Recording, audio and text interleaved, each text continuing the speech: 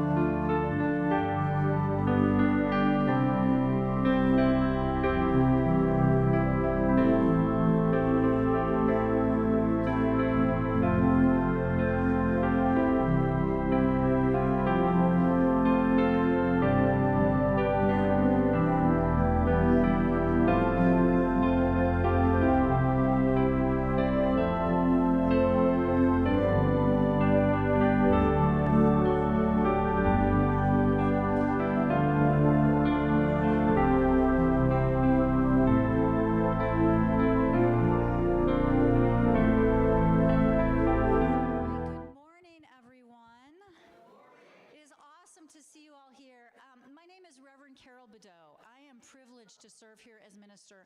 My pronouns are she, her, and hers, and we're thrilled to have you with us today. We are thrilled to have y'all with us today. The Berea Folk Roots Ensemble is performing during our service today. And so the first thing we're going to do before we get started is I'm going to invite Liza DiSavino. Did I say that right? She's going to come up and explain a little bit to us about the group, and then they're going to sing our gathering song for us. So welcome. Thank you. Good morning. Good morning. It's wonderful to see so many of you here on a Sunday morning, a beautiful day today down here in Tennessee. My name's Liza DiSavino. I'm an associate professor of music at Berea College, and I have brought this fine group of young people here to sing for you today. We are the Berea College Folk Roots Ensemble, and we take Appalachian music as our touchstone. We branch out into other kinds of music from there. I asked last night, but I bet I'll get the same answer. How many people have heard of Berea College?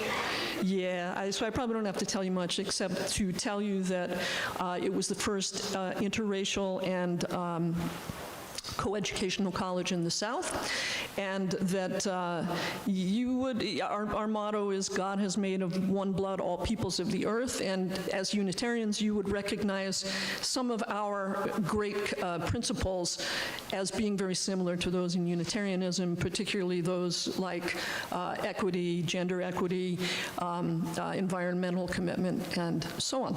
So we feel right at home here. I went down to use the restroom when we first got here. I heard the drumming circle singing to way, hey, bully in the alley, and I thought, we're in the right place.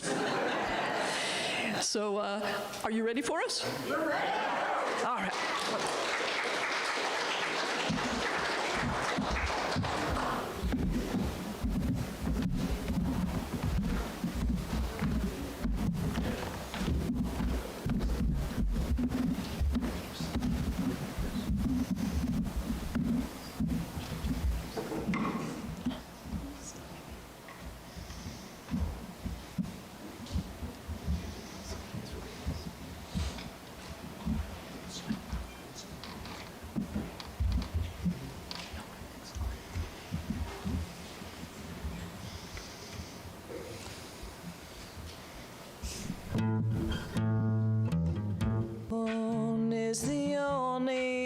light will see. I won't be afraid, no, I won't be afraid, just as long as you stand by me. Darling, darling, stand by me, oh, stand by me, oh, stand by me, stand by me. If the sky we look upon should tumble and fall, or the mountains should crumble to the sea, I won't cry, no, I won't shed a tear, just as long as you stand by me. Darling, darling, stand by me, oh, stand by me, oh, stand by me, stand by me. Darling, darling, stand by me, oh, stand by me, oh, stand by me, stand by me.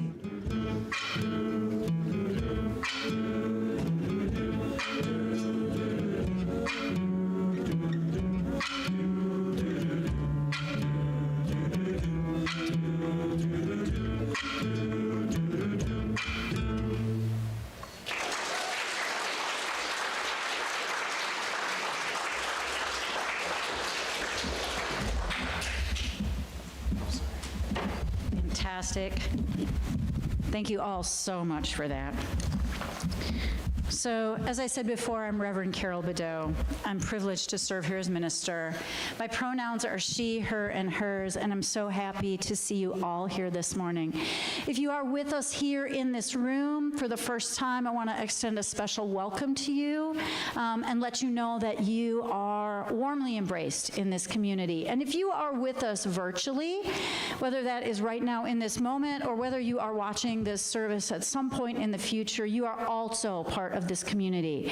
We welcome all who come here with a spirit of love to bring to our world a greater sense of unity, harmony, acceptance, and embracing that is the gift, that which is the gift of each and every being. So, of course, we always have some announcements to start with. There's so much going on right now, so I'm going to get through a little bit of logistics before we move into the rest of our service. So we're going to have an awesome service today with this amazing musical group. I want to thank them for their performance last night as well. And after the service, we're going to continue with the fun with a congregational meeting. Woohoo! Woohoo! So ride the wave, people, if you're sticking around for the meeting, okay? So today we have our congregational meeting. Next Sunday, after this service, we're going to have our Canvas kickoff party. So if you come next week, it's going to look strange in the room. Instead of the chairs being set up like this for a traditional service, there will be party tables set out, and we will be having a party. So we're going to have our potluck next week instead of the first week in April, because we're having our kickoff next week. So plan on next week being potluck. Bring what you like. If you happen to show up without something for potluck, it doesn't matter. There will be plenty of food.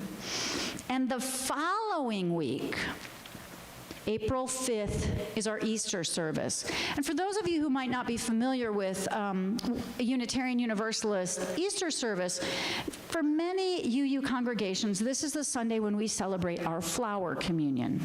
So flower communion is when we all bring in some flowers. You can pick some dandelions from your yard, something that's blooming on a tree. You can pick up flowers from the store, whatever you'd like. And again, if you don't happen to bring any, there will be plenty. And we sit in a circle instead of facing the chancel. We sit in a circle and we share the gifts of community by using the flowers to represent the unique talents, gifts, needs, wishes, hopes, dreams, and visions of each person in the room.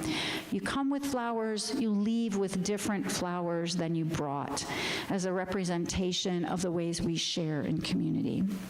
So those are the things that are happening in coming weeks. And whether you're here in person or virtually, this community is meant to bring you a sense of belonging, a sense that your unique voice matters. In a moment, I'm going to invite our Himalayan bowl to sound. And as it sings to us this morning, I'd like to invite you to reflect on the breath.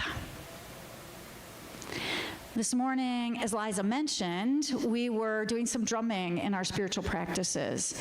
And what we talked about is the pulse of life that moves through all things, through the earth, through all living beings, through us. And we feel that most easily, really, in the breath. So as the bowl sings to us, I invite you to simply become aware of the breath moving through the body, calling you fully into yourself, into this moment, and into this room.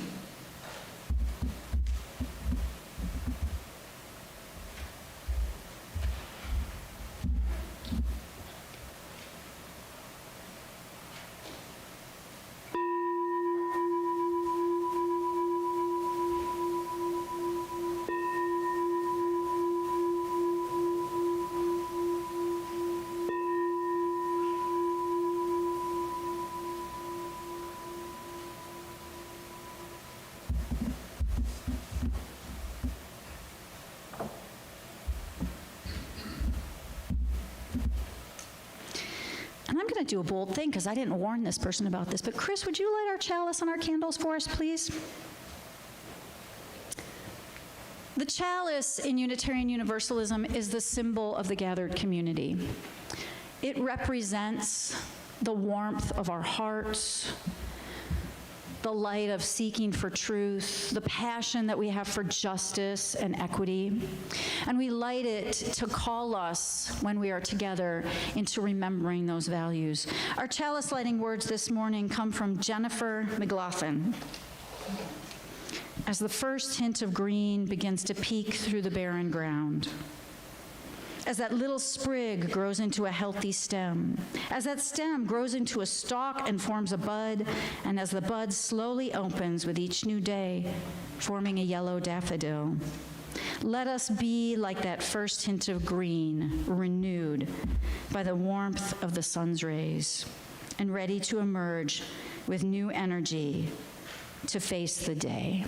We light our chalice to bring that warmth, that passion, that seeking into ourselves and our community. So our chalice is our symbol of our Unitarian Universalist tradition, and we here at Westside light 2 candles on the center of our chancel, which represent the ongoing joys and sorrows of our world. There is always darkness in our world. There's always light in our world. We light these candles for birth and death, for joy and sorrow. Today, I am thinking especially of the people of the Middle East, suffering in so many ways. And we give thanks for all the things that we can do, all the ways we can reach out with our hearts and our minds and our hands and our resources, in whatever ways we are able to reach out. We light these candles for the mixity of it all. The sorrows that we must be witness to, and our capacity to both bear witness and change the world. So I have an opening reading for us today that's about this mixity, the way that light and dark and joy and sorrow, birth and death all work together. This is Spring by Christina Rossetti. Frost locked all the winter, seeds and roots and stones of fruits. What shall make their sap ascend, that they may put forth shoots? Tips of tender green, leaf, blade, sheath, telling of the hidden life that breaks forth underneath, life nursed in its grave by death. Blows the thaw wind pleasantly, drips the soaking rain, by fits looks down the waking sun.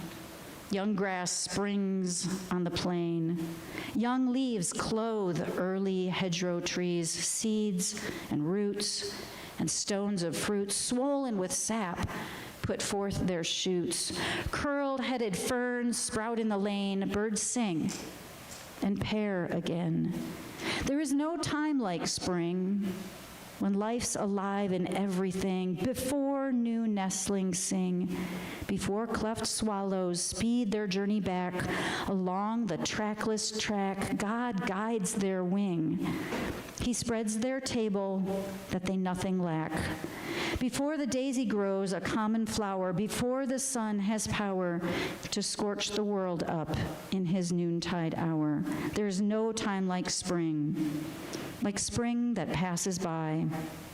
There is no life like spring life, born to die, piercing the sod, clothing the uncouth clod, hatched in the nest, fledged on the windy bough, strong on the wing. There is no time like spring that passes by, now newly born and now hastening to die. This mix always, and we feel it acutely in the spring and in the fall, the mix of both, which is our subject today. So I want to invite Liza and the ensemble to come back up. They're going to sing a song for us that's about how we move, even in the moments that are difficult, how we keep that life force going with us. This is Climb Up a Ladder by Dennis Doherty, right? And they're going to sing it for us.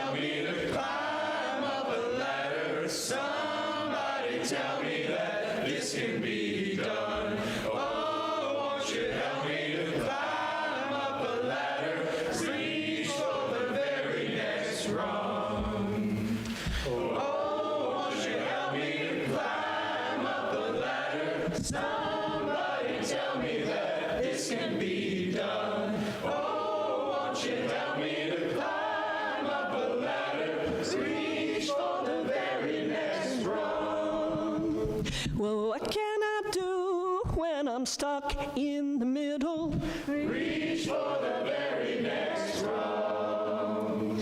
I'm feeling confused, like my life is a riddle. Reach for the very next rung. I said, oh, won't you help me to climb up the ladder? Somebody tell me that this can be done. Oh, won't you help me to climb up the ladder? Reach for the very next rung. well, I can't look up, 'cause I'm scared where I'm going. Reach for the very next rung. And I can't look down, it's a bad fear of falling.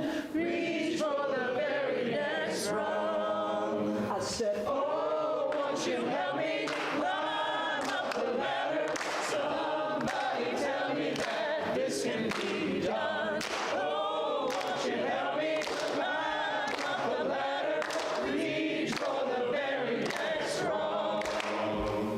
Oh, won't you help me climb up the ladder? Somebody tell me that this can be done. Oh, won't you help me climb up the ladder, reach for the very next rung? Well, my hands are shaking, shaking. My knees are breaking, breaking. My back is shaking, shaking as I reach for the very. Tell me, tell me, tell me, tell me. Oh, won't you help me climb up the ladder? Somebody tell me that this can be done. Oh, won't you help me climb up the ladder? Reach for the very next rung. I said, reach for the very next rung. I said, reach for the very next rung.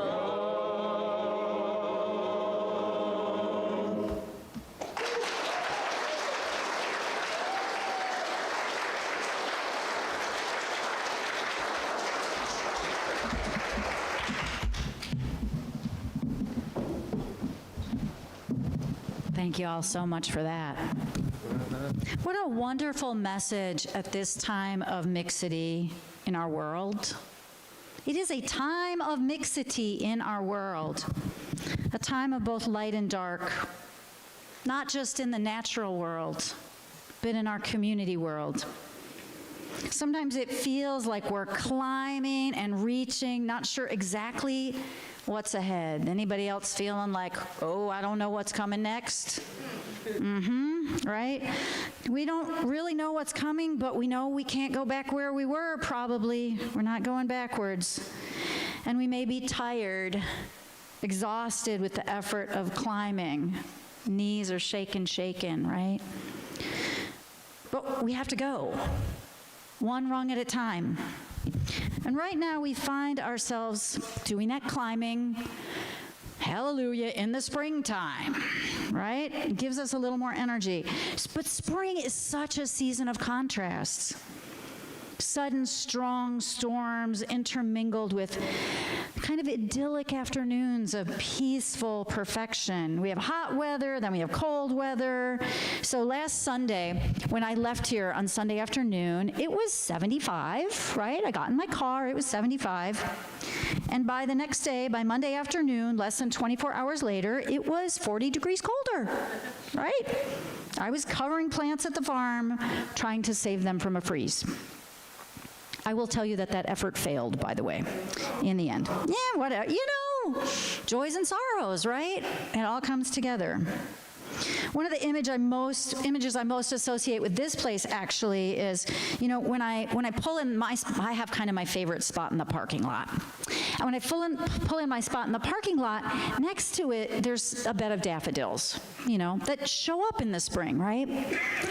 Every single year at least one point, the daffodils are up with snow on them. Every year.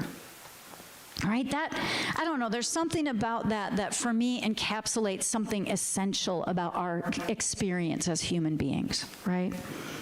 Spring is a season celebrated in many traditions for this very mix of light and dark together. So in the earth-based traditions, Ostara, or the Spring Equinox, which occurred this weekend, is marked with rituals and celebrations that honor the rising light, but also acknowledge that it comes out of darkness. In the Christian tradition, the possibility of rebirth in the face of death and darkness is honored in celebrations of Easter, which recount the resurrection of Jesus. And in Iran, it is the Persian New Year, called Nowruz, that is celebrated at the Spring Equinox. And it's been celebrated this weekend by people of that tradition. A family member of mine has many close friends who live in Tehran. And we were talking this weekend, and she was talking about the messages coming out of Tehran from her friends. Well, first, it's really hard to get messages out of Tehran right now, right? So that in and of itself, just getting a message out is kind of a small miracle. But this family member heard from friends who were in Tehran that Nowruz was being celebrated anyway, and that the idea of rebirth was being embraced, and that during one of the celebrations that this friend was at, a giant rainbow appeared over the city as they were celebrating Nowruz. And that was what the friend chose to tell my family member. The same friend also sent images of beautiful big spring flowers blossoming, and those flowers had black holes burned in them from the acid rain that is being produced by the bombing of oil depots. So as the oil depots are bombed, particles go up in the air and they cause acid rain to fall, which burns holes through whatever it touches. So this beautiful, powerful, poignant image of this bright, beautiful flower with the holes burned in it. This is a mixity of dark and light, of hope and despair, of new beginnings and possibility, no matter what's happening. And what strikes me about those images in this season, perhaps more poignantly than in other seasons, is how much choice we have in how we use our energy and put our attention during such times. We have options. Do I want to spend every moment watching for the oncoming storm?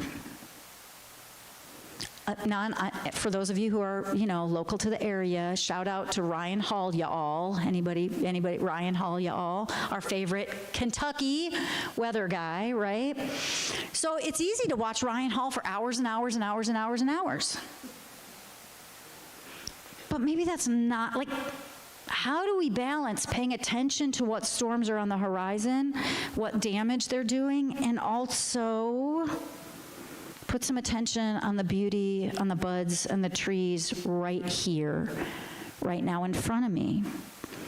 Many of you know that I live on a farm. My husband and I are farmers, and so we do restorative farming. And Tracy can get pretty but I have to know exactly when the storm's coming. And I'm like, honey, you've been in front of the computer screen for 3 hours now. Maybe we should just go for a walk, or go look at tend to the trees outside, right? How many of you can relate to that in some way or other in your life? We have this negativity bias. It's evolutionarily wired into us that it's more important to pay attention to what's going wrong than what's going right. It's wired, and it is literally wired into us. We find that to be a survival necessity. But how many of us feel kind of like crud spending all our time that way? Ultimately, it kind of drains us of energy. Right?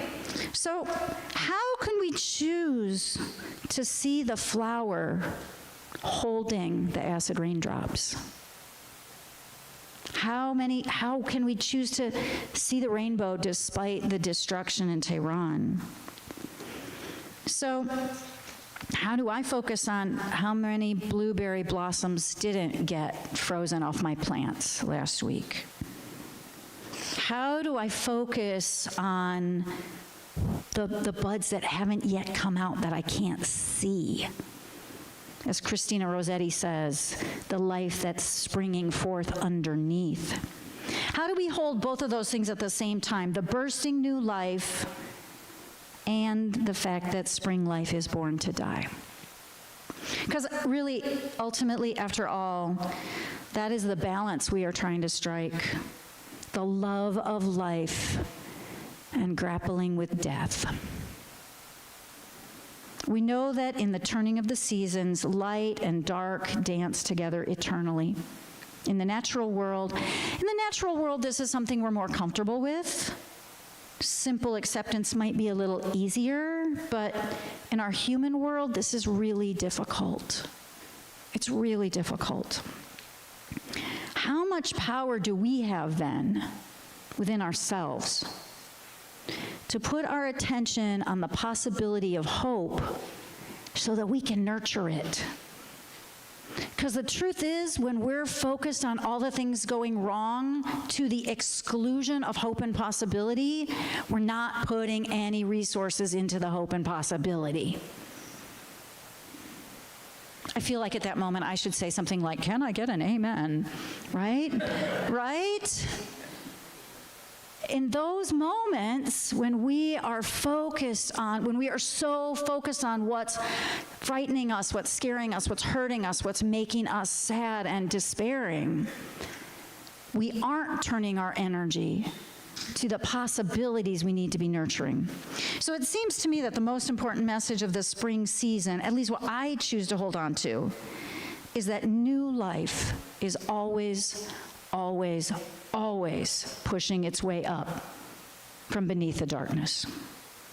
That no matter how many challenges, how many storms come, those trees will continue to put out shoots and roots and buds and fruits.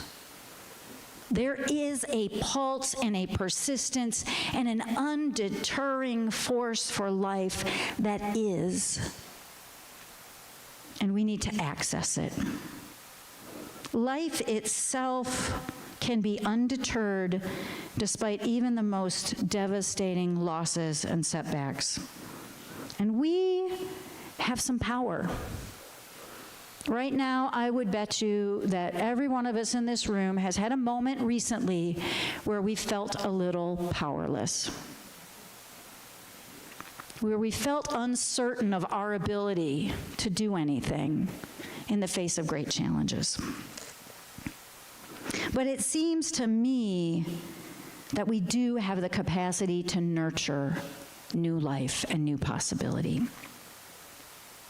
So my personal story on the farm is this. So some of you have seen my blueberry plants. They're 6 and 7 feet tall. I have a big area of big blueberry plants. They typically produce 40 to 50 gallons of blueberries each year, right? And because the weather is so crazy, because we're experiencing global weirding, which is what I call climate change, global weirding, right? So we're having this weird thing where, like, we've had 80-degree days and not as many cold days, and the blueberry plants are confused, which I also feel like that's an amen moment. Anybody else got that, right? Yeah, right? We're confused. It's confusing. So the blueberry plants are confused. So all the plants that are supposed to bloom late, so I have 3 different varieties, early, middle, and late. All the late ones already bloomed, like with big flowers. All the early ones are sitting there completely dormant, mostly still. The late blooming ones, quote, late blooming ones are my biggest producers. So I knew going into last week that I was in trouble, right? So I tried. We tried valiantly. My husband and I went out with these giant covers that we have for covering plants. And we wrestled these giant, neon green canvas things. We tried. The plants had outgrown them. They didn't fit. So we threw a couple on the smaller plants that weren't really blossoming yet. And then we went out to the orchard where we have new, young orchard trees. And we thought, well, maybe we can save the peaches because all our peach trees are in full bloom. So we put the covers on all the peach trees. And then we waited. And here's how it turned out. Every peach blossom died and fell off. The blueberries that we covered, it didn't help them. It did not help them. It made it worse. Everything that was looking like it was going to be a blossom fell off those. The bushes that were in full flower, we're waiting to see how the math turns out, right? Because in those bushes, There were flowers that were fully open. There were flowers that were partially open. There were flowers that were still tight little buds, and there were some buds that you could barely see. All different possibilities. We're going to lose some percentage of that crop. I have looked at my weather app on my phone, and it's arguing with itself about whether next week on Sunday it's going to get down to 31 or be 42. And we don't know. All right? It would be easy for me and for him to focus on the loss, right? And I am kind of bummed out, right? I don't know exactly how much of this year's blueberry crop survived. And I was pretty upset when I looked at those brown masses on the plants where just a few days ago there were beautiful flowers. When I saw that destruction, I wanted to complain and wallow in my loss, and I did for a minute, which I think is okay. I don't think the solution is to pretend we don't feel sad, that we're not scared, that we're not upset. That's not the solution either. But then I made a choice. We name and honor the losses, and then we can make a choice. And then here's what I thought about. I thought about how many blueberries are still in the freezer from this year's crop. It's 14 gallons of blueberries that I still have left. I will tell you that each 2-gallon bag of blueberries makes approximately 20 pints of jam. So I've calculated that plus some other things that I have frozen. I still have approximately 130 pints worth of jam, berries, in my freezer. This in addition to the 50 pints of blueberry jam I made last weekend. Okay? And then I looked closer at the plants.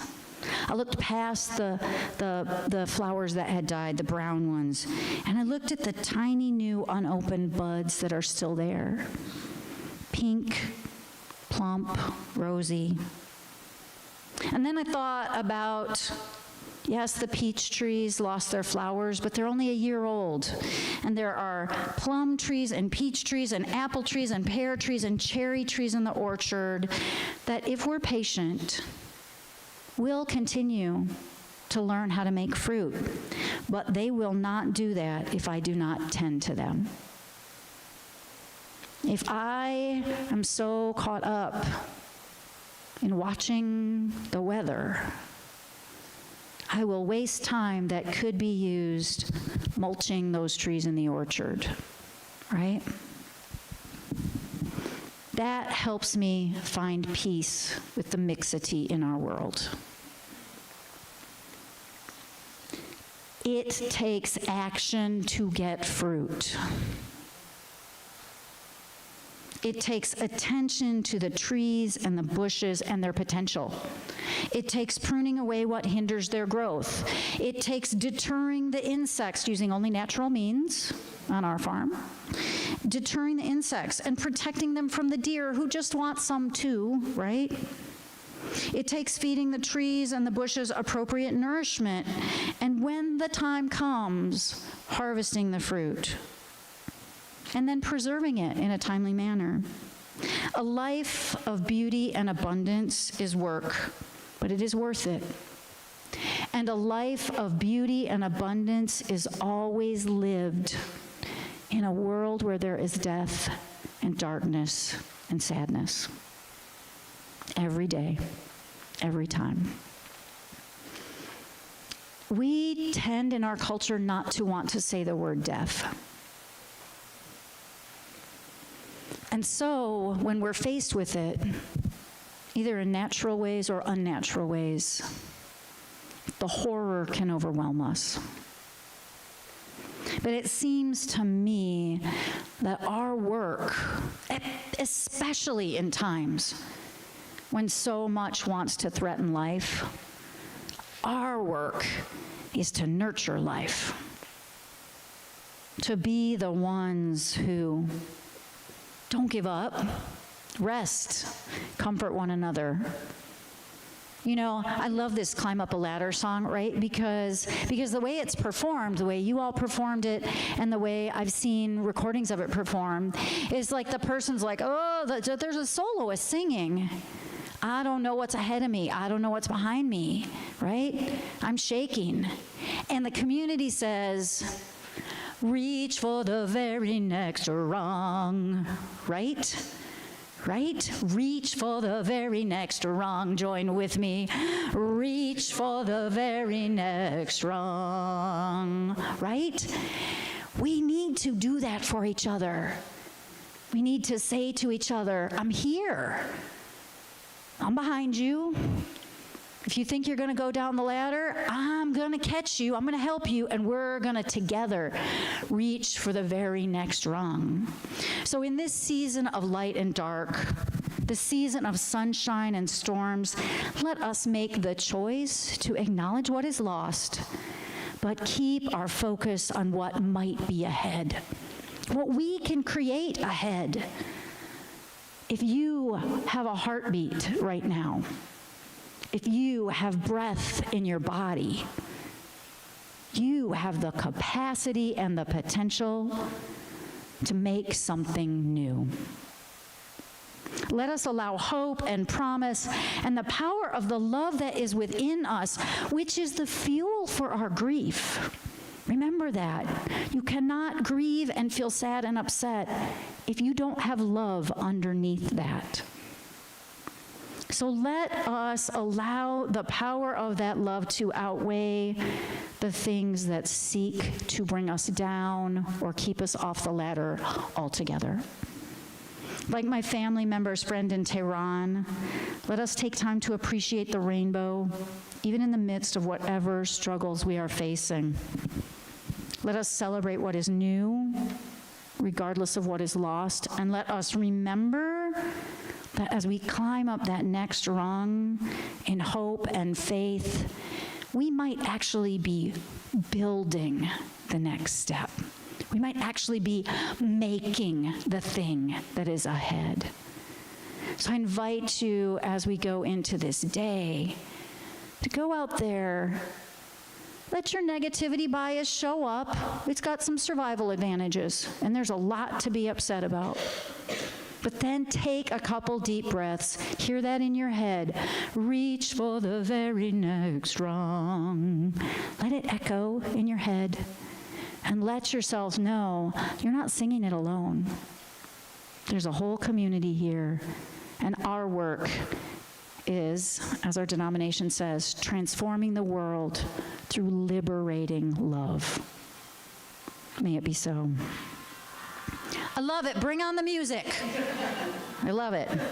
So I want to tell you about some specific actions, some specific ways that we as a community try to actually physically do the work of bringing more life, affirming more life into this world.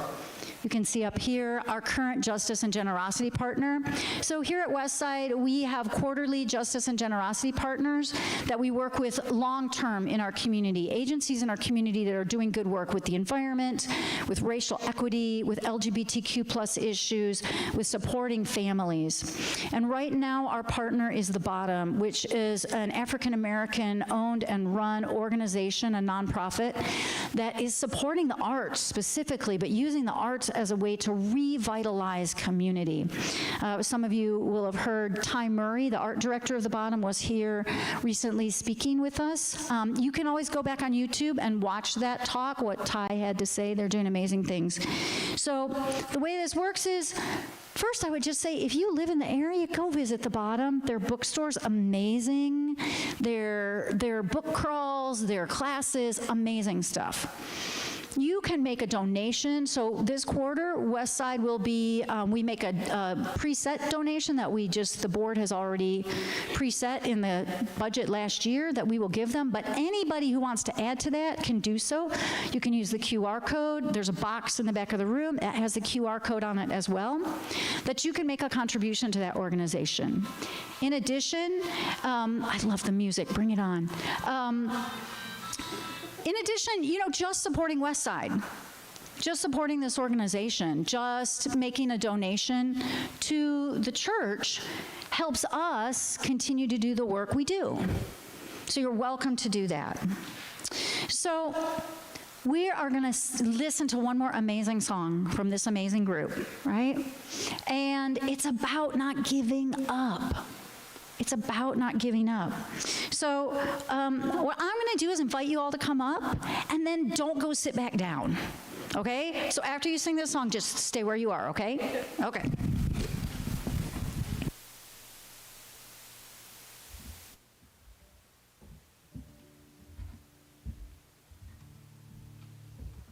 This is for you.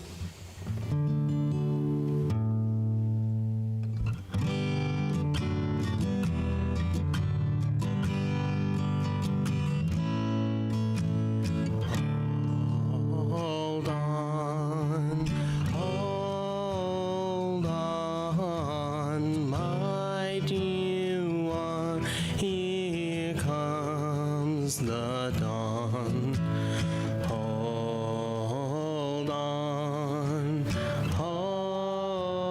on, my dear one, here comes the dawn. Hold on, my dear ones, here comes the dawn. Hold on, my dear ones, here comes the dawn. My dear ones, here comes the dawn.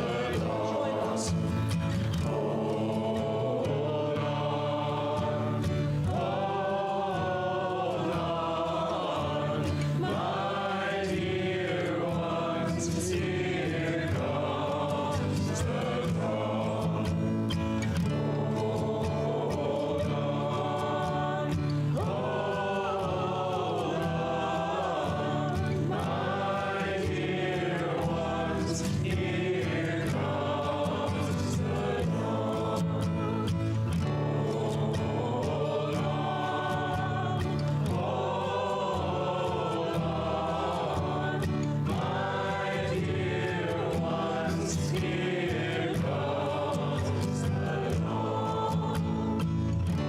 here comes the dawn. My dear ones, here comes the dawn. My dear ones, here comes the dawn. My dear ones, here comes the dawn.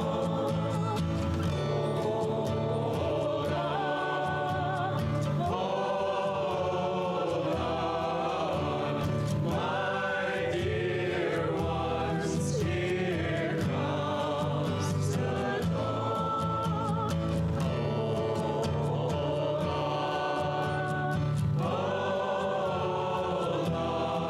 ones, here comes the dawn. My dear ones, here comes the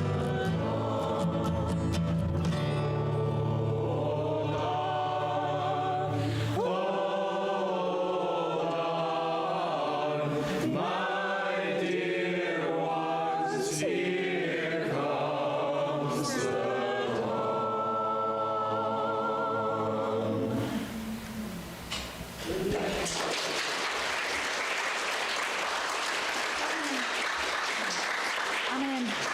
I'm going to invite the rest of you to rise in body or spirit.